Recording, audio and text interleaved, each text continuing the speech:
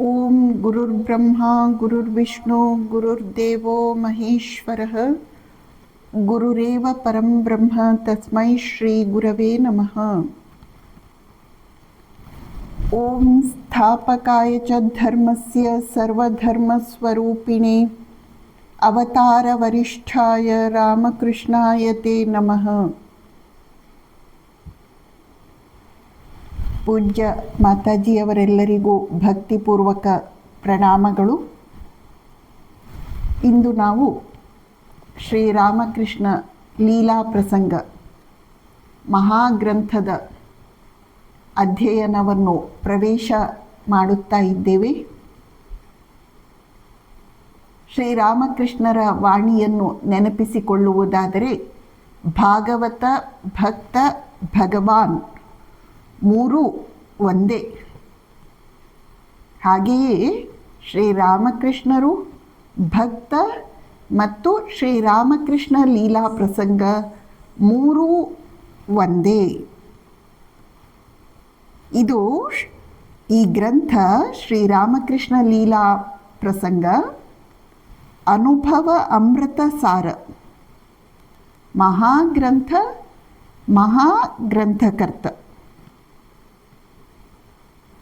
ಒಂದು ಸಲ ಗಿರೀಶ್ ಚಂದ್ರ ಘೋಷ್ ಸ್ವಾಮಿ ವಿವೇಕಾನಂದರ ಹತ್ತಿರ, ಸ್ವಾಮೀಜಿ, ನೀವು ಶ್ರೀರಾಮಕೃಷ್ಣರ ಸಮಗ್ರ ಜೀವನ ಚರಿತ್ರೆಯನ್ನು ಬರೆಯಬೇಕು ಎಂದು ಭಿನ್ನವಿಸಿಕೊಂಡಾಗ ಸ್ವಾಮೀಜಿಯವರು ಅಲ್ಲಗಳೆಯುತ್ತಾರೆ. ನಾನು ಶಿವನ ವಿಗ್ರಹವನ್ನು ಮಾಡಲಿಕ್ಕೆ ಹೋಗಿ ಕೋತಿಯ ವಿಗ್ರಹ ತಯಾರಿಸಿದಂತಾಗುತ್ತದೆ ಎಂದು ಹೇಳುತ್ತಾರೆ. ಇನ್ನೊಂದು ಸಂದರ್ಭದಲ್ಲಿ ಸ್ವಾಮಿ ವಿವೇಕಾನಂದರೇ ಶರತ್ ವಿಲ್ ರೈಟ್, ಸ್ವಾಮಿ ಶಾರದಾನಂದರು ಶ್ರೀರಾಮಕೃಷ್ಣರ ಸಮಗ್ರ ಜೀವನ ಚರಿತ್ರೆಯನ್ನು ರಚಿಸುತ್ತಾರೆ ಎಂದು ಹೇಳುತ್ತಾರೆ.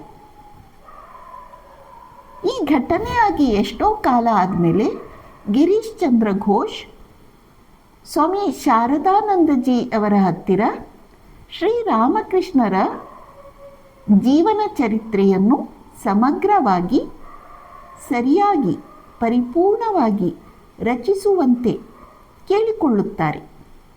ಇಲ್ಲದಿದ್ದರೆ ಕಡಿಮೆ ಯೋಗ್ಯತೆಯಿಂದ ಕೂಡಿದಂತಹ ವ್ಯಕ್ತಿಗಳು ಶ್ರೀರಾಮಕೃಷ್ಣರ ಜೀವನ ಚರಿತ್ರೆಯನ್ನು ರಚಿಸಿ ಅವರನ್ನು ಸಂಕುಚಿತಗೊಳಿಸಿದರೆ, ಅವರ ಸಮನ್ವಯದ ಸಂದೇಶವನ್ನು ಸರಿಯಾಗಿ ಪ್ರತಿನಿಧಿಸದೇ ಹೋಗಿ ಶ್ರೀರಾಮಕೃಷ್ಣರ ಹೆಸರಿನಲ್ಲಿ ಇನ್ನೊಂದು ಪಂಥವನ್ನೇ ನಿರ್ಮಾಣ ಮಾಡಿದರೆ, ತನ್ಮೂಲಕ ಶ್ರೀರಾಮಕೃಷ್ಣರ ಅವತಾರೋದ್ದೇಶ ಕಾರ್ಯ ವಿಫಲವಾಗುವಂತಾದರೆ, ಹಾಗೆ ಆಗದಿರಲಿ ಎನ್ನುವ ಉದ್ದೇಶದಿಂದ ಗಿರೀಶ್ ಚಂದ್ರ ಘೋಷ್ ಸ್ವಾಮಿ ಶಾರದಾನಂದಜಿಯವರ ಹತ್ತಿರ ಶ್ರೀರಾಮಕೃಷ್ಣರ ಜೀವನ ಚರಿತ್ರೆಯನ್ನು ರಚಿಸುವಂತೆ ವಿನಂತಿಸಿಕೊಳ್ಳುತ್ತಾನೆ. ಸ್ವಾಮಿ ವಿವೇಕಾನಂದರು ತಮ್ಮ ಕರ್ಮಯೋಗ ಉಪನ್ಯಾಸಗಳಲ್ಲಿ ಹೇಳುತ್ತಾರೆ, ಧರ್ಮದಲ್ಲಿ ನಾವು 3 ಭಾಗವನ್ನು ಮಾಡಬಹುದು. ಮೊದಲನೆಯದು ಫಿಲಾಸಫಿ, ಎರಡನೆಯದು ಮೈಥಾಲಜಿ, ಮೂರನೆಯದು ರಿಚುವಲ್ಸ್. ಫಿಲಾಸಫಿ, ತತ್ವಶಾಸ್ತ್ರ, ಅದು ಪ್ರತಿಯೊಂದು ಧರ್ಮದ ಬುನಾದಿ, ತಳಹದಿ. ಮೈಥಾಲಜಿ ಎನ್ನುವಂಥದ್ದು ಆ ಫಿಲಾಸಫಿಯನ್ನೇ ಹಲವಾರು ಸಂತ ಮಹಾತ್ಮರ, ರಾಜ ಮಹಾರಾಜರ ಕಥೆಗಳ ಮೂಲಕ ಸಾಮಾನ್ಯ ಜನರಿಗೆ ಅರ್ಥಪಡಿಸುವಂತಹ ಒಂದು ಮಾರ್ಗ. ಇನ್ನು ಮೂರನೆಯದು ರಿಚುವಲ್ಸ್ ಅಂತ ಏನಿದೆಯೋ ಅದು ಪೂಜಾ ವಿಧಿ ವಿಧಾನಗಳು. ಅದನ್ನು ಸ್ವಾಮಿ ವಿವೇಕಾನಂದರು ಕಾಂಕ್ರೀಟೈಸ್ಡ್ ಫಿಲಾಸಫಿ, ಅದು ತತ್ವವನ್ನೇ ಮೂರ್ತ ರೂಪಕ್ಕೆ ತಂದ ಒಂದು ಪೂಜಾ ವಿಧಿ ವಿಧಾನಗಳು. ಹೀಗೆ ಧರ್ಮದಲ್ಲಿ 3 ಪ್ರಧಾನ ಭಾಗಗಳು ಇರುವುದಾದರೂ ಕೂಡ ಧರ್ಮದ ಶಾಶ್ವತತೆಯು ಅದರ ಫಿಲಾಸಫಿಯನ್ನು ಒಳಗೊಂಡಿದೆ. ಈಗ ಶ್ರೀರಾಮಕೃಷ್ಣಾವತರಣವನ್ನು ಕಥೆ ರೂಪದಲ್ಲಿ ಹೇಳಿದರೆ ನಮಗೆ ನಿಮಗೆ ಇಷ್ಟವಾಗಬಹುದು. ಆದರೆ ಭಾರತೀಯ ಆಧ್ಯಾತ್ಮಿಕ ಸಂಸ್ಕೃತಿ ಪರಂಪರೆಯಲ್ಲಿ ಬೇರೂರಿದ ಚಾರಿತ್ರ್ಯವಾದಂತಹ ಶ್ರೀರಾಮಕೃಷ್ಣರ ಜೀವನ ಕಥೆಯನ್ನು, ಜೀವನ ಸಂದೇಶವನ್ನು ಫಿಲಾಸಫಿ ಬೇಸ್ ಮೇಲೆ ಪ್ರೆಸೆಂಟ್ ಮಾಡಿದಾಗ ಮಾತ್ರ ಅದು ಧರ್ಮದಲ್ಲಿ ತನ್ನ ಶಾಶ್ವತ ಸ್ಥಾನವನ್ನು ಸ್ಥಾಪಿಸಿಕೊಳ್ಳುತ್ತೆ. ಈ ಹಿನ್ನೆಲೆಯಲ್ಲಿ ಸ್ವಾಮಿ ಶಾರದಾನಂದಜಿಯವರು ಶ್ರೀರಾಮಕೃಷ್ಣರ ದಿವ್ಯ ಜೀವನ ಸಾಧನೆ ಸಂದೇಶವನ್ನು ಭಾರತೀಯ ಫಿಲಾಸಫಿಯ ತಳಹದಿಯ ಮೇಲೆ ವಿವರಿಸಿ ಹೇಳಿದಂತಹ ಮಹಾನ್ ಗ್ರಂಥ ಶ್ರೀರಾಮಕೃಷ್ಣ ಲೀಲಾ ಪ್ರಸಂಗ. ಇಲ್ಲಿ ಬರುವಂತಹ ಜೀವನ ಕಥೆ ಇದೆಯಲ್ಲ, ಅದು ಅತ್ಯಂತ ಅಥಾರಿಟೇಟಿವ್, ನಾಟ್ ಡಿಸ್ಟಾರ್ಟೆಡ್, ಇನ್ಯಾವುದೇ ಪ್ರಕ್ಷೇಪಗಳಿಂದ ಬಾಧಿತವಾಗಿಲ್ಲ. ಇದು ಶ್ರೀರಾಮಕೃಷ್ಣರ ಜೀವನವನ್ನು ಪ್ರತ್ಯಕ್ಷದರ್ಶಿಯಾಗಿ ಅಥವಾ ಪ್ರತ್ಯಕ್ಷದರ್ಶಿಗಳ ವಿವರಣೆಯ ಮೇಲೆ ರಚಿಸಲಾಗಿದೆ. ಮತ್ತು ಇಲ್ಲಿ ಬರುವ ಶ್ರೀರಾಮಕೃಷ್ಣರ ಕಥೆ ಸರಸ ಸಜೀವವಾದದ್ದು.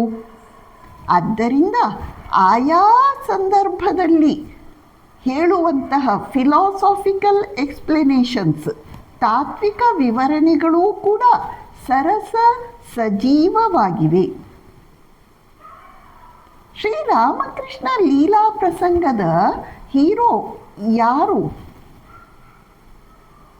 ಶ್ರೀರಾಮಕೃಷ್ಣರು. ಅವರೆಂಥವರು? He is the link between finite and infinite. ಅವರು ಶಾಂತಕ್ಕೂ ಅನಂತಕ್ಕೂ, ನಮಗೂ ಪರಮಾತ್ಮನಿಗೂ ಇರುವಂತಹ ಕೊಂಡಿ. ಶ್ರೀರಾಮಕೃಷ್ಣರು ಯಾರು? Eternal and infinite. Swami Akhandanandaji ಅವರು ಹೇಳುವ ಪ್ರಕಾರ ಅನಂತ, ಶಾಶ್ವತ. ಶ್ರೀರಾಮಕೃಷ್ಣರು ಯಾರು? ಶ್ರೀರಾಮಕೃಷ್ಣ ಲೀಲಾ ಪ್ರಸಂಗದ ಮೊದಲ ಅಧ್ಯಾಯದಲ್ಲಿ ಬರುವ ಹಾಗೆ ಅವರು ಆಧಿಕಾರಿಕ ಪುರುಷರು. ಲೋಕ ಕಲ್ಯಾಣವನ್ನು ಸಾಧಿಸಲೆಂದು ಅಧಿಕಾರವನ್ನು ಪಡೆದು ಬಂದಂತಹ ವ್ಯಕ್ತಿ. ಶ್ರೀರಾಮಕೃಷ್ಣರು ಯಾರು? ಸ್ವಾಮಿ ವಿವೇಕಾನಂದರೇ ಹೇಳುವಂತೆ ರಾಷ್ಟ್ರ ಕುಂಡಲಿನಿಯನ್ನು ಜಾಗೃತಗೊಳಿಸಿದ ಪರಮಗುರು, ಸಿದ್ಧಯೋಗಿ, ಯುಗಾವತಾರ. ಸ್ವಾಮಿ ವಿವೇಕಾನಂದರು ಹೇಳುವಂತೆ ವೇದ ವೇದಾಂತ ಉಪನಿಷತ್ ಸಾರವನ್ನು ಅವರು ಶ್ರೀರಾಮಕೃಷ್ಣರ ಜೀವನ ಅಧ್ಯಯನದ ಮೂಲಕ ಅರಿತುಕೊಳ್ಳುವಂತಾಯಿತು. ಶ್ರೀರಾಮಕೃಷ್ಣರ ಜೀವನ 2,500 ವರ್ಷಗಳ, 2 ಮಿಲಿಯನ್ ಜನಗಳ ಆಧ್ಯಾತ್ಮಿಕ ಸತ್ವವನ್ನು ಪ್ರತಿನಿಧಿಸುತ್ತದೆ. ಶ್ರೀರಾಮಕೃಷ್ಣರ ಜೀವನ ಅನ್ನುವಂಥದ್ದು ಒಂದು ಬೃಹತ್ ಆಧ್ಯಾತ್ಮಿಕ ಪ್ರಯೋಗಶಾಲೆ. ಭಗವದ್ಗೀತೆಯ ಭಾಷೆಯಲ್ಲಿ ಹೇಳುವುದಾದರೆ ಆಶ್ಚರ್ಯವತ್ ಪಶ್ಯತಿ, ಅದ್ಭುತಂ ರೋಮಹರ್ಷಣಂ, ರಹಸ್ಯಂ ಹೇತದ್ ಉತ್ತಮಂ, ಗುಹ್ಯಾತ್ ಗುಹ್ಯತರಂ ಮಯ. ಆದದ್ದು ಶ್ರೀರಾಮಕೃಷ್ಣರ ಮಹಾನ್ ಜೀವನ. ಸ್ವಾಮೀಜಿಯವರು ಇದೆಲ್ಲವನ್ನು ಒಂದೇ ಶಬ್ದದಲ್ಲಿ ಕ್ರೋಢೀಕರಿಸಿದರು. ಅವತಾರ ವರಿಷ್ಠಾಯ, ಕಲ್ಪಕಲ್ಪಗಳ ಜಗದ ಹಂಬಲಕ್ಕೆ ಕಲ್ಪತರುವಾದ ಮಹಾನ್ ಋಷಿ, ಸಂತ. ಇಂತಹ ಶ್ರೀರಾಮಕೃಷ್ಣರ ಜೀವನ ಚರಿತ್ರೆಯನ್ನು ಬರೆಯುವುದರ ಮಹತ್ವ ಏನು? ಶ್ರೀರಾಮಕೃಷ್ಣ ಲೀಲಾ ಪ್ರಸಂಗದ ಮಹತ್ವ ಏನು ಅನ್ನುವುದನ್ನು ಸ್ವಲ್ಪ ಆಲೋಚನೆ ಮಾಡೋಣ. ಒಮ್ಮೆ ಓರ್ವ ಯುವ ಸನ್ಯಾಸಿ ಸ್ವಾಮಿ ಶಾರದಾನಂದಜಿಯವರ ಹತ್ತಿರ ಶ್ರೀರಾಮಕೃಷ್ಣರ ಸರಿಯಾದ ಮತ್ತು ಸಮಗ್ರ ಜೀವನ ಚರಿತ್ರೆಯನ್ನು ತಾವು ರಚಿಸಬೇಕು ಎಂದು ಕೇಳಿಕೊಳ್ಳುತ್ತಾರೆ. ಸ್ವಾಮಿ ಶಾರದಾನಂದಜಿಯವರು ಅದು ಅಷ್ಟು ಸುಲಭ ಎಂದು ತಿಳಿದುಕೊಂಡಿದ್ದೀಯೇನು? ಭಗವಂತನ ಆದೇಶ ಪಡೆಯದೆ ಅಂತಹ ಕೆಲಸಕ್ಕೆ ಕೈ ಹಾಕುವುದು ಸೂಕ್ತವಲ್ಲ ಎಂದು ಉತ್ತರಿಸುತ್ತಾರೆ. ಆದ್ದರಿಂದಲೇ ಸ್ವಾಮಿ ಶಾರದಾನಂದಜಿಯವರು ಈ ಗ್ರಂಥವನ್ನು ಶ್ರೀರಾಮಕೃಷ್ಣರ ಮಹಾಸಮಾಧಿಯಾಗಿ 20 ವರ್ಷಗಳು ದಾಟಿದ ಮೇಲೆ ರಚನೆ ಮಾಡಿದ್ದು. ಶ್ರೀರಾಮಕೃಷ್ಣ ಲೀಲಾ ಪ್ರಸಂಗವನ್ನು ರಚಿಸಿದ ಮೇಲೆ ಅದೇ ಯುವ ಸಾಧುಗಳು ಸ್ವಾಮಿ ಶಾರದಾನಂದಜಿಯವರ ಹತ್ತಿರ, ಸ್ವಾಮೀಜಿ, ಈಗ ನಿಮಗೆ ಶ್ರೀರಾಮಕೃಷ್ಣರಿಂದ ಅವರ ಜೀವನ ಚರಿತ್ರೆಯನ್ನು ರಚಿಸಲು ಆದೇಶ ದೊರೆತಿದೆಯೇನು ಎಂದು ಪ್ರಶ್ನಿಸಿದಾಗ ಪರಮ ವಿನಯ ಮೂರ್ತಿಯಾದ ಸ್ವಾಮಿ ಶಾರದಾನಂದಜಿಯವರು ಉತ್ತರವನ್ನು ಕೊಡಲಿಕ್ಕೆ ಹೋಗಲಿಲ್ಲ, ಮೌನವಾದರು. ಮೌನಂ ಸಮ್ಮತಿ ಸೂಚನಂ. ಇನ್ನೊಂದು ಸಂದರ್ಭದಲ್ಲಿ ಓರ್ವ ಸಾಧುಗಳು ಸ್ವಾಮಿ ಶಾರದಾನಂದಜಿಯವರ ಹತ್ತಿರ, ನಿಮಗೆ ನಿರ್ವಿಕಲ್ಪ ಸಮಾಧಿ ಲಭಿಸಿದೆಯೇನು ಎಂದು ಪ್ರಶ್ನಿಸುತ್ತಾರೆ. ಸ್ವಾಮಿ ಶಾರದಾನಂದಜಿಯವರು, ನಾನು ಶ್ರೀರಾಮಕೃಷ್ಣರ ಸಹವಾಸದಲ್ಲಿ ಇರುವಾಗ ದನ ಕಾಯುವ ಕೆಲಸ ಮಾಡಲಿಲ್ಲ. ನೀನು ಶ್ರೀರಾಮಕೃಷ್ಣ ಲೀಲಾ ಪ್ರಸಂಗದಲ್ಲಿ ಸಮಾಧಿಗೆ ಸಂಬಂಧಪಟ್ಟಂತೆ ಯಾವ ವಿವರಣೆ ಇದೆಯೋ ಅದನ್ನು ಓದಿ ನೋಡು. ಅದರಲ್ಲಿ ಯಾವುದನ್ನೂ ನಾನು ಸುಮ್ಮನೆ ಬರೆದಿಲ್ಲ. ಅದೆಲ್ಲವನ್ನೂ ನಾನು ಅನುಭವಿಸಿಯೇ ಬರೆದಿದ್ದೇನೆ ಎಂದು ಸ್ವಾಮಿ ಶಾರದಾನಂದಜಿಯವರು ಹೇಳುತ್ತಾರೆ. ಸ್ವಾಮಿ ಶಾರದಾನಂದಜಿಯವರು ಶ್ರೀರಾಮಕೃಷ್ಣ ಲೀಲಾ ಪ್ರಸಂಗವನ್ನು ಬರೆಯಲು ಶ್ರೀಮಾತೆಯವರ ಅನುಮತಿಯನ್ನು ಪಡೆಯುತ್ತಾರೆ, ಆಶೀರ್ವಾದವನ್ನು ಪಡೆಯುತ್ತಾರೆ. ಅಷ್ಟೇ ಅಲ್ಲ, ಶ್ರೀರಾಮಕೃಷ್ಣರ ಜೀವನ ಚರಿತ್ರೆಯಲ್ಲಿ ಶ್ರೀಮಾತೆಯವರಿಗೆ ಸಂಬಂಧಪಟ್ಟಂತಹ ಯಾವ ಸ್ವಾಮಿ ಶಾರದಾನಂದಜಿಯವರು ಶ್ರೀರಾಮಕೃಷ್ಣ ಲೀಲಾ ಪ್ರಸಂಗವನ್ನು ರಚಿಸಬೇಕಾದರೆ ಶ್ರೀಮಾತೆಯವರ ಅನುಮತಿಯನ್ನು, ಆಶೀರ್ವಾದವನ್ನು ಪಡೆದುಕೊಂಡೇ ಆ ಮಹತ್ ಕಾರ್ಯವನ್ನು ಮಾಡಿದರು. ಅಷ್ಟೇ ಅಲ್ಲ, ಶ್ರೀರಾಮಕೃಷ್ಣರ ಜೀವನ ಚರಿತ್ರೆಯಲ್ಲಿ ಎಲ್ಲೆಲ್ಲಿ ಶ್ರೀಮಾತೆಯವರ ಪಾತ್ರ ಪ್ರವೇಶಿಸುತ್ತದೆಯೋ ಆ ಎಲ್ಲ ಅಂಶಗಳನ್ನು ಸ್ವಾಮಿ ಶಾರದಾನಂದಜಿಯವರು ಶ್ರೀಮಾತೆಯವರನ್ನು ಕೇಳಿಯೇ ಬರೆದುಕೊಂಡರು. ಮೇಲಾಗಿ ತಾವು ಪ್ರತಿ ತಿಂಗಳು ಉದ್ಬೋಧನಾ ಮಾಸಪತ್ರಿಕೆಗೆ ಧಾರಾವಾಹಿಯಾಗಿ ಶ್ರೀರಾಮಕೃಷ್ಣ ಲೀಲಾ ಪ್ರಸಂಗವನ್ನು ನೀಡುತ್ತಿದ್ದರು. ಅದನ್ನು ಅವರು ಪ್ರಕಟಿಸುವ ಮೊದಲು ಪ್ರತಿ ಬಾರಿ ಶ್ರೀಮಾತೆಯವರ ಎದುರು ಓದಿ ಹೇಳಿ ಅವರ ಅನುಮತಿಯನ್ನು ಪಡೆದುಕೊಂಡೇ ಪ್ರಕಟಿಸುತ್ತಿದ್ದರು. ಶ್ರೀಮಾತೆಯವರು ಒಂದು ವೇಳೆ ಉದ್ಬೋಧನದಲ್ಲಿ ಇಲ್ಲದಿದ್ದಾಗ, ಅವರು ಜೈರಾಮ್ ಬಾಟಿಯಲ್ಲಿ ಇದ್ದಾಗ, ಭಕ್ತರು ಯಾರಾದರೂ ಉದ್ಬೋಧನದಲ್ಲಿ ಬರುವ ಶ್ರೀರಾಮಕೃಷ್ಣ ಲೀಲಾ ಪ್ರಸಂಗವನ್ನು ಅವರಿಗೆ ಓದಿ ಹೇಳುತ್ತಿದ್ದರು. ಹೀಗೆ ಶ್ರೀಮಾತೆಯವರ ಸಿಗ್ನೇಚರ್ ಅಂತ ಹೇಳಬಹುದು, ಶ್ರೀಮಾತೆಯವರ ಆಶೀರ್ವಾದದೊಂದಿಗೆ ಶ್ರೀರಾಮಕೃಷ್ಣ ಲೀಲಾ ಪ್ರಸಂಗ ಹೊರಹೊಮ್ಮಿ ಬಂದಿದೆ. ಹೇಗೆ ಸಂತ ಗೋಸ್ವಾಮಿ ತುಳಸೀದಾಸರು ರಾಮಚರಿತ ಮಾನಸ ಕೃತಿಯನ್ನು ರಚಿಸಿದಾಗ ಅವರು ಅದನ್ನು ಹಿಂದಿ ಭಾಷೆ ಅಥವಾ ಅವಧಿ ಭಾಷೆಯಲ್ಲಿ ರಚಿಸಿದಾಗ ಪಂಡಿತ ವರ್ಗದವರು ಅದನ್ನು ವ್ಯಾಪಕವಾಗಿ ವಿರೋಧ ಮಾಡಿ ಆ ಗ್ರಂಥವನ್ನು ಗಂಗೆಗೆ ಎಸೆದು ಬಿಡಬೇಕು ಎಂದು ದೂರು ಸಲ್ಲಿಸಿದಾಗ ಆ ರಾಮಚರಿತ ಮಾನಸ ಗ್ರಂಥವನ್ನು ವಿಶ್ವನಾಥ ಸ್ವಾಮಿಯ ಮುಂದೆ ಇಡಲಾಗತ್ತೆ. ವಿಶ್ವನಾಥ ಸ್ವಾಮಿ ಆ ಗ್ರಂಥಕ್ಕೆ ತನ್ನ ಸಹಿಯನ್ನು ಹಾಕುತ್ತಾನೆ. ಹಾಗೆಯೇ ಇಲ್ಲಿ ಶ್ರೀರಾಮಕೃಷ್ಣ ಲೀಲಾ ಪ್ರಸಂಗಕ್ಕೆ ಶ್ರೀಮಾತೆ ಶ್ರೀ ಶಾರದಾ ದೇವಿಯವರ ಆಶೀರ್ವಾದ ಪೂರ್ವಕ ಸಹಿ ಸಿಕ್ಕಿದೆ.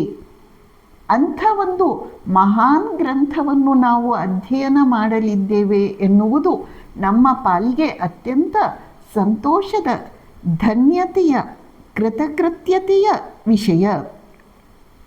ಶ್ರೀಮಾತೆಯವರು ಹೇಳುತ್ತಾರೆ, ಶರತ್ನ ಪುಸ್ತಕದಲ್ಲಿ ಎಲ್ಲ ಸರಿಯಾಗಿ ಬರೆಯಲ್ಪಟ್ಟಿದೆ. ಒಮ್ಮೆ ಒಬ್ಬ ಶಿಷ್ಯರು ಶ್ರೀಮಾತೆಯವರ ಹತ್ತಿರ, ಶರತ್ ಮಹಾರಾಜರು ಎಂತಹ ಅದ್ಭುತ ಪುಸ್ತಕವನ್ನು ರಚಿಸಿದ್ದಾರೆ ಎಂದು ಹೇಳಿದಾಗ ಶ್ರೀಮಾತೆಯವರು, ಹೌದು, ಅದನ್ನು ಓದಲಿಕ್ಕೆ ವಿದ್ವತ್ತೂ ಬೇಕು, ಬುದ್ಧಿಮತ್ತೆಯೂ ಬೇಕು ಎಂದು ಹೇಳುತ್ತಾರೆ. ಶ್ರೀರಾಮಕೃಷ್ಣ ಲೀಲಾ ಪ್ರಸಂಗವನ್ನು ಬರೆಯಲಿಕ್ಕೆ ಹಲವಾರು ಕಾರಣಗಳಿವೆ. ಅದರಲ್ಲಿ ಒಂದೆರಡನ್ನು ಆಲೋಚನೆ ಮಾಡುವುದಾದರೆ, ಮೊದಲನೆಯದಾಗಿ ಸ್ವಾಮಿ ಶಾರದಾನಂದಜಿಯವರು ಉದ್ಬೋಧನ ಪತ್ರಿಕೆಯ ಸಂಪಾದಕರಾಗಿ ಅವರಿಗೆ ಹಲವಾರು ಶ್ರೀರಾಮಕೃಷ್ಣರ ಜೀವನಕ್ಕೆ ಸಂಬಂಧಪಟ್ಟಂತಹ ಲೇಖನಗಳು ಬರುತ್ತಿದ್ದವು. ಅದರಲ್ಲಿ ಅನೇಕ ತಪ್ಪು ಮಾಹಿತಿಗಳು, ಪ್ರಕ್ಷಿಪ್ತಗಳು ಸೇರಿಕೊಂಡಿರುತ್ತಿದ್ದವು. ಶ್ರೀರಾಮಕೃಷ್ಣರ ಜೀವನದ ಪ್ರತ್ಯಕ್ಷದರ್ಶಿಯಾದ ಅವರಿಗೆ ಇಂತಹ ಘಟನೆಗಳನ್ನು ಒಪ್ಪುವುದು ಸುತರಾಂ ಸಾಧ್ಯವಿರಲಿಲ್ಲ.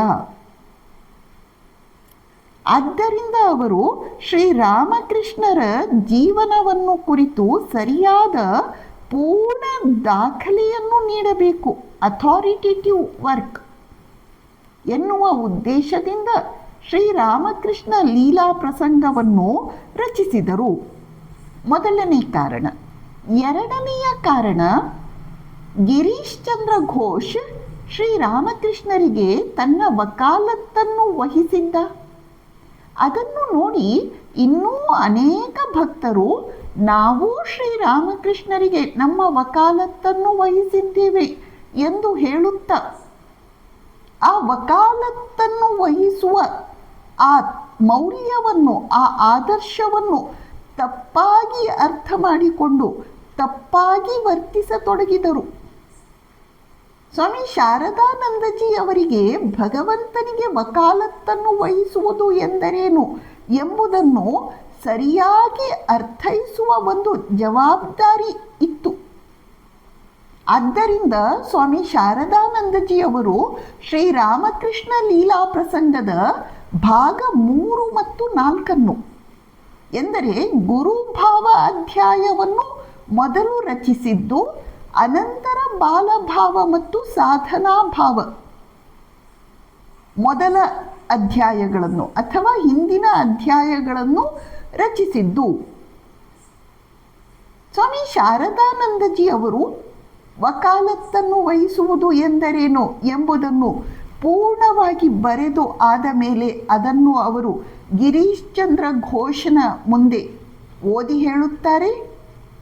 ಗಿರೀಶ ಅದನ್ನು ಹೃತ್ಪೂರ್ವಕವಾಗಿ ಸಮ್ಮತಿಸುತ್ತಾನೆ. ಮೂರನೆಯ ಕಾರಣ, ಹಲವು ಭಕ್ತರು ಶ್ರೀರಾಮಕೃಷ್ಣ ಮಠ ಮತ್ತು ಮಿಷನ್, ಅಂದರೆ ಶ್ರೀರಾಮಕೃಷ್ಣರ ಶಿಷ್ಯರು ಶ್ರೀರಾಮಕೃಷ್ಣರ ಜೀವನದ ಪ್ರಧಾನ ಉದ್ದೇಶವನ್ನು, ಏನದು ಭಗವತ್ ಸಾಕ್ಷಾತ್ಕಾರವನ್ನು ಬದಲಾಯಿಸಿ ಜೀವ ಶಿವ ಸೇವೆ ಎಂದು ಮಾಡಿಬಿಟ್ಟಿದ್ದಾರೆ ಎಂಬ ದೂರನ್ನು ಹೇಳುತ್ತಿದ್ದರು. ಸ್ವಾಮಿ ಶಾರದಾನಂದಜಿಯವರಿಗೆ ಶ್ರೀರಾಮಕೃಷ್ಣರ ಜೀವನದ ಒಂದು ಪ್ರಧಾನ ಉದ್ದೇಶ ಜೀವ ಶಿವ ಸೇವಾ ತತ್ವವನ್ನು ಮಾನವತೆಗೆ ನೀಡುವುದು ಆಗಿದೆ ಎಂಬುದನ್ನು ತಿಳಿಯಪಡಿಸಬೇಕಾಗಿತ್ತು. ಇದು ನಮ್ಮ ಆಧ್ಯಾತ್ಮಿಕ ಪರಂಪರೆಯ ಜೀವಾಳವೇ ಆಗಿದೆ, ಹೊಸತೇನೂ ಅಲ್ಲ. ಪ್ರತಿಯೊಬ್ಬ ಜೀವಿಯಲ್ಲಿ ನಾವು ಶಿವನನ್ನು ನೋಡಬೇಕು ಎನ್ನುವುದು ನಮ್ಮ ವೇದಕಾಲದ ತತ್ವ. ಆದರೆ ಕಾಲಾಂತರದಲ್ಲಿ ಅದು ಕಡೆಗಣಿಸಲ್ಪಟ್ಟಿತ್ತು. ಆದ್ದರಿಂದ ಸ್ವಾಮಿ ಶಾರದಾನಂದಜಿಯವರು ಶ್ರೀರಾಮಕೃಷ್ಣರ ಜೀವರಲ್ಲಿ ಶಿವನನ್ನು ಕಂಡು ಬಳಿಕ ಅವರ ಸೇವೆಯನ್ನು ಮಾಡುವ ಸಂದೇಶವನ್ನು ಪ್ರಪ್ರಧಾನವಾಗಿ ನೀಡಿದೆ ಎಂಬುದನ್ನು ಮಾನವತೆಗೆ ತಿಳಿಸಬೇಕಾಗಿತ್ತು. ಶ್ರೀರಾಮಕೃಷ್ಣ ಲೀಲಾ ಪ್ರಸಂಗದ ಮಹಿಮೆ ಏನು ಅಂದರೆ ನಾವು ಈಗ ತಾನೇ ನೋಡಿದ್ವಿ. ಸ್ವಾಮಿ ಶಾರದಾನಂದಜಿಯವರು ಶ್ರೀರಾಮಕೃಷ್ಣರಿಂದಲೇ ಅಧಿಕಾರವನ್ನು ಪಡೆದು ಶ್ರೀಮಾತೆಯವರ ಅನುಮತಿಯ ಆಶೀರ್ವಾದವನ್ನು ಪಡೆದುಕೊಂಡು ತಾವು ತತ್ವತಃ ಏನನ್ನು ಅನುಭವಿಸಿದ್ದಾರೋ ಅದನ್ನು ಮಾತ್ರ ಬರೆದಿದ್ದಾರೆ. ಶ್ರೀರಾಮಕೃಷ್ಣ ಲೀಲಾ ಪ್ರಸಂಗದ ಮಹತ್ವ. ಶ್ರೀರಾಮಕೃಷ್ಣ ಲೀಲಾ ಪ್ರಸಂಗವನ್ನು ರಚಿಸಲು ಕಾರಣ ಏನು ಅದನ್ನು ನಾವು ಈಗ ನೋಡಿದ್ವಿ. ಈಗ ಮೂರನೆಯ ವಿಚಾರ, ಈ ಗ್ರಂಥದ ಉದ್ದೇಶ ಏನು? ನಮ್ಮ ಧ್ಯಾನ ಜೀವನಕ್ಕೆ ಧ್ಯಾನ ವಸ್ತುವನ್ನು ನೀಡುವುದು ಶ್ರೀರಾಮಕೃಷ್ಣ ಲೀಲಾ ಪ್ರಸಂಗದ ಉದ್ದೇಶ. ಉದಾಹರಣೆಗೆ, ನಮ್ಮ ಮನಸ್ಸು 190 ವರ್ಷ ಹಿಂದಕ್ಕೆ ಹೋಗುತ್ತೆ. ಬಂಗಾಳದ ಬೆತ್ಲೆಹೆಮ್ ಅಂತ ಕರೆಯಲ್ಪಟ್ಟಂತಹ ಆ ಪುಟ್ಟ ಹಳ್ಳಿ ಕಾಮಾರಪುಕುರವನ್ನು ಪ್ರವೇಶ ಮಾಡುತ್ತೆ. ಅಲ್ಲಿನ ಅಂಕುಡೊಂಕಾದ ಮಣ್ಣಿನ ರಸ್ತೆಗಳನ್ನು ದಾಟಿ ಕೊನೆಯಲ್ಲಿ ಅಲ್ಲೊಂದು ವಿಶಾಲವಾದ ಸರೋವರ, ಸಾಧುವಿನ ವಿಶಾಲ ಮನಸ್ಸನ್ನು ನೆನಪಿಸುವಂತಹ ವಿಶಾಲ ಸರೋವರ ಹಾಲ್ದಾರ ಪುಕುರ. ಅದರ ಎದುರುಗಡೆ ಪುಟ್ಟ ಶಿವ ಆಲಯ, ಯೋಗಿ ಶಿವನ ದೇವಸ್ಥಾನ. ಅಲ್ಲೇ ಈ ಕಡೆಯಲ್ಲಿ ಒಂದರ ಪಕ್ಕ ಒಂದು 3 ಸಣ್ಣ ಗುಡಿಸಲುಗಳು. ಅಲ್ಲಿ ವಿಪ್ರವನಿತೆ ಅಂಕದಲ್ಲಿ ನೊಂದ ಜನಕ್ಕೆ ನೆರವ ನೀಡೆ ಆಗಮಿಸಿದ್ದಾನೆ ಪ್ರಭು ಸ್ವಾಮಿ ಪುರುಷೋತ್ತಮ ನಾರಾಯಣ. ಹೀಗೆ ನಮ್ಮ ಮನಸ್ಸನ್ನು ಶ್ರೀರಾಮಕೃಷ್ಣರ ಜೀವನ ಲೀಲೆಯ ಧ್ಯಾನದಲ್ಲಿ ತನ್ಮಯಗೊಳಿಸುವುದು ಶ್ರೀರಾಮಕೃಷ್ಣ ಲೀಲಾ ಪ್ರಸಂಗದ ಉದ್ದೇಶ. ಇನ್ನೊಂದು ಉದಾಹರಣೆ, ನಮ್ಮ ಮನಸ್ಸು 170-175 ವರ್ಷ ಹಿಂದಕ್ಕೆ ಹೋಗುತ್ತೆ. ಕಲ್ಕತ್ತಾದಿಂದ 4 ಮೈಲಿ ಉತ್ತರಕ್ಕೆ ಗಂಗೆಯ ಎಡದಂಡೆಯ ಮೇಲೆ ಸುವಿಸ್ತೀರ್ಣ ಸೋಪಾನ ಶ್ರೇಣಿಯನ್ನು ದಾಟಿ ಮೇಲೆ ಹೋದಾಗ ಅಲ್ಲಿ ಒಂದು ವಿಶಾಲವಾದ ಚಂದ್ರಶಾಲೆ ಸಿಗುತ್ತೆ. ಆ ಚಂದ್ರಶಾಲೆಯ ಇಕ್ಕೆಲಗಳಲ್ಲಿ 6 ಶಿವ ದೇವಸ್ಥಾನಗಳು. ಎದುರುಗಡೆ ವಿಸ್ತಾರವಾದ ಕಲ್ಲು ಚಪ್ಪಡಿ ಹಾಸಿದ ಅಂಗಳ. ಆ ಅಂಗಳದ ಮಧ್ಯದಲ್ಲಿ 2 ದೇವಸ್ಥಾನಗಳು. ಉತ್ತರದಲ್ಲಿ ರಾಧಾಕಾಂತ ದೇವಸ್ಥಾನ, ದಕ್ಷಿಣದಲ್ಲಿ ತಾಯಿ ಭವತಾರಿಣಿ ಕಾಳಿಯ ದೇವಸ್ಥಾನ. ಕಾಳಿ ದೇವಸ್ಥಾನವನ್ನು ಪ್ರವೇಶಿಸಿದಾಗ ಅಲ್ಲಿ ಕಪ್ಪು ಬಿಳುಪು ಮಿಶ್ರಿತ ಚಂದ್ರಕಾಂತ ಶಿಲೆಯ ಮಂದಿರ ತಲ, ಉಚ್ಚ ವೇದಿಕೆ. ಆ ವೇದಿಕೆಯ ಮೇಲೆ 1000 ಎಸಳಿನ ಬೆಳ್ಳಿಯ ಕಮಲ. ಆ ಕಮಲದ ಮೇಲೆ ದಕ್ಷಿಣಕ್ಕೆ ತಲೆಯಾಗಿ ಉತ್ತರಕ್ಕೆ ಕಾಲನ್ನು ನೀಡಿ ಮಲಗಿರುವ ಶಿವಮೂರ್ತಿ. ಅವ್ಯಕ್ತವೂ ಅಕರ್ಮವೂ ನಿರ್ಗುಣವೂ ನಿರಾಕಾರವೂ ಆದ ಪರಬ್ರಹ್ಮನ ಪ್ರತೀಕವಾದಂತಹ ಶಿವಮೂರ್ತಿ. ಅವನ ಎದೆಯ ಮೇಲೆ ಸಗುಣವು ಸಾಕಾರವು ಕರ್ಮಮಯವು ತ್ರಿಗುಣಮಯವು ಆದಂತಹ ತಾಯಿ ಭವತಾರಿಣಿ ಕಾಳಿ ವಿಗ್ರಹ. ಹೀಗೆ ನಮ್ಮ ಮನಸ್ಸನ್ನು ಧ್ಯಾನದಲ್ಲಿ ತನ್ಮಯಗೊಳಿಸುವುದು, ತಲ್ಲೀನಗೊಳಿಸುವುದು, ಒಂದು ಧ್ಯಾನ ವಸ್ತುವನ್ನು ನೀಡಿ ನಮ್ಮ ಆಧ್ಯಾತ್ಮಿಕ ಜೀವನದ ಉನ್ನತಿಗೆ ನೆರವನ್ನು ನೀಡುವುದು ಶ್ರೀರಾಮಕೃಷ್ಣ ಲೀಲಾ ಪ್ರಸಂಗದ ಉದ್ದೇಶ. ಕೊನೆಯ ಹಂತಕ್ಕೆ ಬರೋಣ. ಶ್ರೀರಾಮಕೃಷ್ಣ ಲೀಲಾ ಪ್ರಸಂಗದ ಆರಂಭದಲ್ಲಿ ಬರೆದಿರುವ ಒಂದು ಶ್ಲೋಕ, ಜನ್ಮ ಕರ್ಮ ಚಮೇ ದಿವ್ಯಂ ಏವಂ ಯೋ ವೇತ್ತಿ ತತ್ವತಃ ತ್ಯಕ್ತ್ವಾ ದೇಹಂ ಪುನರ್ಜನ್ಮ ನೈತಿ ಮಾಮೇತಿ ಸೋರ್ಜುನ. ಹೇಗೆ ಶ್ರೀರಾಮಕೃಷ್ಣ ವಚನವೇದದ ಪ್ರಾರಂಭದಲ್ಲಿ ಮಾಸ್ಟರ್ ಇಡೀ ವಚನವೇದದ ತಾತ್ಪರ್ಯ ಏನು ಎಂಬುದನ್ನು ತವ ಕಥಾಮೃತಂ ತಪ್ತ ಜೀವನಂ ಕವಿಭಿರೀಡಿತಂ ಕಲ್ಮಶಾಪಹಂ ಶ್ರವಣಮಂಗಲಂ ಶ್ರೀಮದಾತತಂ ಭುವಿ ಗೃಣಂತಿ ತೇ ಭೂರಿದಾ ಜನ ಎಂಬ ಶ್ಲೋಕ ಪಂಕ್ತಿಯ ಮೂಲಕ ವಿವರಿಸುತ್ತಾನೋ ಹಾಗೆ ಶ್ರೀರಾಮಕೃಷ್ಣ ಲೀಲಾ ಪ್ರಸಂಗದ ತಾತ್ಪರ್ಯ ಏನು ಎಂಬುದನ್ನು ಸ್ವಾಮಿ ಶಾರದಾನಂದಜಿಯವರು ಭಗವದ್ಗೀತೆಯ ಈ 4ನೆಯ ಅಧ್ಯಾಯದ ಈ ಜನ್ಮ ಕರ್ಮ ಚಮೇ ದಿವ್ಯಂ ಎನ್ನುವ ಶ್ಲೋಕದ ಮೂಲಕ ವಿವರಿಸುತ್ತಿದ್ದಾರೆ. ಏನದರ ಅರ್ಥ? ಶ್ರೀರಾಮಕೃಷ್ಣರ ಜನ್ಮ ಕರ್ಮ ದಿವ್ಯವಾದದ್ದು. ಯಾರು ಅದನ್ನು ತತ್ವತಃ ಅರಿಯುತ್ತಾರೆಯೋ ಅವರು ದೇಹವನ್ನು ತ್ಯಜಿಸಿದ ಮೇಲೆ ಪುನರ್ಜನ್ಮವನ್ನು ಪಡೆಯುವುದಿಲ್ಲ. ಎಂಥ ಒಂದು ಅದ್ಭುತವಾದ ಭರವಸೆ!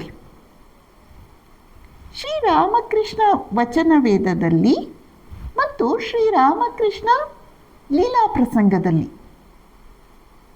ಎರಡೂ ಕಡೆಗಳಲ್ಲಿ ಶ್ರೀರಾಮಕೃಷ್ಣರ ಅಂತ್ಯ ಲೀಲೆಯ ಕುರಿತು ಯಾವ ಪ್ರಸ್ತಾಪ ಬರುವುದಿಲ್ಲ. ಅದು ಶ್ರೀರಾಮಕೃಷ್ಣರ ಇಚ್ಛೆಯೇ. ಒಂದು ಸಲ ಸ್ವಾಮಿ ಶುದ್ಧಾನಂದಜಿಯವರು ಸ್ವಾಮಿ ಶಾರದಾನಂದಜಿಯವರ ಹತ್ತಿರ, ಸ್ವಾಮೀಜಿ, ತಾವು ಶ್ರೀರಾಮಕೃಷ್ಣರ ಕಾಶೀಪುರ ಲೀಲೆಯ ಘಟನೆಗಳನ್ನು ಲೀಲಾ ಪ್ರಸಂಗದಲ್ಲಿ ದಯವಿಟ್ಟು ಬರೆಯಬೇಕು ಎಂದು ಕೇಳಿಕೊಳ್ತಾರೆ. ಸ್ವಾಮಿ ಶಾರದಾನಂದಜಿಯವರು, ನನ್ನ ಹತ್ತಿರ ಆ ಕುರಿತು ಕೆಲವು ನೋಟ್ಸ್ ಇವೆ, ಆದರೆ ಅವು ಲೇಖನ ಬರೆಯುವಷ್ಟು ಪರ್ಯಾಪ್ತವಾಗಿಲ್ಲ. ಅಲ್ಲದೆ ನನಗೆ ಈಗ ಆರೋಗ್ಯ ಚೆನ್ನಾಗಿಲ್ಲ, ಬರೆಯಲಿಕ್ಕೆ ಕಷ್ಟವಾಗುತ್ತಿದೆ ಎಂದು ಹೇಳಿದಾಗ ಸ್ವಾಮಿ ಶುದ್ಧಾನಂದಜಿಯವರು ಸ್ವಾಮಿ ನಿಖಿಲಾನಂದರನ್ನು ತೋರಿಸಿ, ನೀವು ಅದನ್ನು ಹೇಳುತ್ತಾ ಹೋಗಿ, ಇವನು ಅದನ್ನು ಬರೆದು ತೆಗೆಯುತ್ತಾನೆ ಎಂದು ಹೇಳಿದರು. ಈ ಸಂಭಾಷಣೆ ಕಾಶಿಗೆ ಹೋಗುವಾಗ ನಡೆದದ್ದು. ಸ್ವಾಮಿ ಶಾರದಾನಂದಜಿಯವರು ಕಲ್ಕತ್ತಾದಿಂದ ಕಾಶಿಗೆ ಹೊರಡುವಾಗ ಲೀಲಾ ಪ್ರಸಂಗದ ಕಾಶೀಪುರ ಲೀಲೆಯ ನೋಟ್ಸನ್ನು ತಮ್ಮ ಜೊತೆಯಲ್ಲಿ ಇಟ್ಕೊಂಡ್ರು. ಆದರೆ ವಾರಾಣಸಿಯಲ್ಲಿ ಅವರ ಆರೋಗ್ಯ ತುಂಬ ಕ್ಷೀಣಿಸಿತು. ಕಾಶೀಪುರ ಲೀಲೆಯನ್ನು ಬರೆಯುವ ಮಾತೇ ಇಲ್ಲ. ಅಲ್ಲಿಂದ ಸ್ವಾಮಿ ಶಾರದಾನಂದಜಿಯವರು ಪುರಿಗೆ ಹೊರಟಾಗ ಸ್ವಾಮಿ ಶುದ್ಧಾನಂದಜಿಯವರು ಮತ್ತೆ ಇದನ್ನು ನೆನಪಿಸಿದರು. ಆಗ ಸ್ವಾಮಿ ಶಾರದಾನಂದಜಿಯವರು ಸತ್ಯ ಸಂಗತಿಯನ್ನು ಹೊರಗೆಡವುತ್ತಾರೆ. ಅವರು ಹೇಳುತ್ತಾರೆ, ಶ್ರೀಮಾತೆಯವರು ಬದುಕಿದ್ದಾಗ ನನ್ನಲ್ಲಿ ಬಹಳ ಶಕ್ತಿ ಇತ್ತು. ಆಗ ನಾನು ಲೀಲಾ ಪ್ರಸಂಗವನ್ನು ಸರಾಗವಾಗಿ ಬರೆಯುವಂತಾಯಿತು. ಶ್ರೀಮಾತೆಯವರ ಮಹಾಸಮಾಧಿಯ ನಂತರ ನಾನು ಸ್ವಾಮಿ ಬ್ರಹ್ಮಾನಂದಜಿಯವರನ್ನು ನೋಡಿ ಧೈರ್ಯ ತಂದುಕೊಂಡೆ. ಆಗಲೂ ತಕ್ಕ ಮಟ್ಟಿಗೆ ಬರೆಯಲಿಕ್ಕೆ ಸಾಧ್ಯ ಆಯಿತು. ಆದರೆ ಈಗ ಅವರಿಬ್ಬರೂ ಇಲ್ಲ. ನನಗನ್ನಿಸುತ್ತಿದೆ ನನ್ನ ಶಕ್ತಿ ಚೈತನ್ಯವೆಲ್ಲ ಹೊರಟು ಹೋಗಿದೆ. ನನ್ನಿಂದ ಆ ಕಾಶೀಪುರ ಲೀಲೆಯ ಕಥನವನ್ನು ಬರೆಯಲಿಕ್ಕೆ ಆಗುವುದಿಲ್ಲ. ಈ ರೀತಿ ಹೇಳಿ ಸ್ವಾಮಿ ಶಾರದಾನಂದಜಿಯವರು ಇನ್ನೊಂದು ಮಹತ್ವಪೂರ್ಣ ಮಾತನ್ನು ಹೇಳುತ್ತಾರೆ. ಶ್ರೀರಾಮಕೃಷ್ಣರ ಜೀವನ ಅನ್ನುವುದು ಬಹಳ ಆಳವಾಗಿದೆ. ನಾನು ಕೇವಲ ಆ ಶ್ರೀರಾಮಕೃಷ್ಣರ ಜೀವನ ವೃಕ್ಷದ ಮೇಲಿನ ಕೊಂಬೆಗಳಲ್ಲಿ ತಡಕಾಡುತ್ತಿದ್ದೇನೆ. ಬೇರುಗಳು ಬಹಳ ಆಳದಲ್ಲಿ ಇವೆ. ಇಲ್ಲಿ ನಾವು ಸ್ವಾಮಿ ವಿವೇಕಾನಂದರ ಒಂದು ಮಾತನ್ನು ನೆನಪಿಸಿಕೊಳ್ಳಬಹುದು. ಅವರು ಸ್ವಾಮಿ ಶುದ್ಧಾನಂದರಿಗೆ ಹೇಳುತ್ತಾರೆ, try to understand with all your little intellect this great life called Sri Ramakrishna. I have not understood 1,000,000th part of him. ನಿಮ್ಮೆಲ್ಲ ಅಲ್ಪಮತಿಯಿಂದ ಆ ಅದ್ಭುತ ಜೀವನವನ್ನು ಗ್ರಹಿಸಲು ಪ್ರಯತ್ನಿಸಿ. ನಾನು ಆ ಮಹಾಜೀವನದ ಒಂದಂಶವನ್ನೂ ಅರಿತುಕೊಂಡಿಲ್ಲ. The more you understand him, more joy you will derive. ಶ್ರೀರಾಮಕೃಷ್ಣರ ಜೀವನ ಲೀಲೆಯನ್ನು ಹೆಚ್ಚೆಚ್ಚು ಗ್ರಹಿಸಿದಷ್ಟು ನೀವು ಆನಂದ ಪರಿಪೂರ್ಣರಾಗುತ್ತೀರಿ. ಸ್ವಾಮಿ ವಿವೇಕಾನಂದರ ಈ ಮಾತನ್ನು ನಾವು ಇಲ್ಲಿ ನೆನಪಿಸಿಕೊಳ್ಳಬಹುದು. ಆದ್ದರಿಂದ ಶ್ರೀರಾಮಕೃಷ್ಣ ಲೀಲಾ ಪ್ರಸಂಗ ನಮಗೆ ಸತ್ಯಯುಗದ ಪುಣ್ಯ ಸ್ಮೃತಿಯನ್ನು ತಂದು ಕೊಡುವಂತಹ ಪರಮ ಪಾವನ ಪರಮ ದಿವ್ಯ ಗ್ರಂಥ. ಕೊನೆಯ ಮಾತು ಸ್ವಾಮಿ ಶಾರದಾನಂದಜಿಯವರು ಹೇಳುತ್ತಾರೆ, ನಾನು ಲೀಲಾ ಪ್ರಸಂಗವನ್ನು ಓದಿದಾಗ ನಾನು ಇದನ್ನೆಲ್ಲ ಬರೆದೆಯೇನೋ ಎಂದು ಅನ್ನಿಸುತ್ತಿದೆ. ಇಲ್ಲ, ನಾನು ಬರೆಯಲಿಲ್ಲ. ಶ್ರೀರಾಮಕೃಷ್ಣರೇ ಎಲ್ಲವನ್ನೂ ಬರೆಯಿಸುತ್ತಿದ್ದಾರೆ. ಅಂತಹ ಒಂದು ಪರಮ ದಿವ್ಯವಾದ ಪರಮ ಪುಣ್ಯಕರವಾದಂತಹ ಒಂದು ಮಹಾನ್ ಗ್ರಂಥ ಅಧ್ಯಯನಕ್ಕೆ ನಾವೆಲ್ಲರೂ ಸೇರಿ ಕೈ ಹಾಕುತ್ತಿದ್ದೇವೆ. ಆ ಮಹಾಗ್ರಂಥದ ಹೀರೋ ಆದಂತಹ ಶ್ರೀರಾಮಕೃಷ್ಣರು ನಿಮ್ಮೆಲ್ಲರಿಗೆ ಈ ಅಧ್ಯಯನ ತಪಸ್ಸಿನಲ್ಲಿ ತೊಡಗಲು ಶಕ್ತಿಯನ್ನು, ಸಾಮರ್ಥ್ಯವನ್ನು, ಅಂತರ್ದೃಷ್ಟಿಯನ್ನು ಅನುಗ್ರಹಿಸಲಿ ಎಂದು ಶ್ರೀರಾಮಕೃಷ್ಣರಲ್ಲಿ ಮತ್ತೆ ಮತ್ತೆ ಪ್ರಾರ್ಥನೆಗಳನ್ನು ಸಲ್ಲಿಸುತ್ತಾ ಈ 2 ಮಾತುಗಳನ್ನು ಮುಗಿಸುತ್ತೇನೆ. ಓಂ ಶಾಂತಿ ಶಾಂತಿ ಶಾಂತಿ. ಹರಿ ಓಂ ತತ್ಸತ್. ಶ್ರೀರಾಮಕೃಷ್ಣಾರ್ಪಣಮಸ್ತು.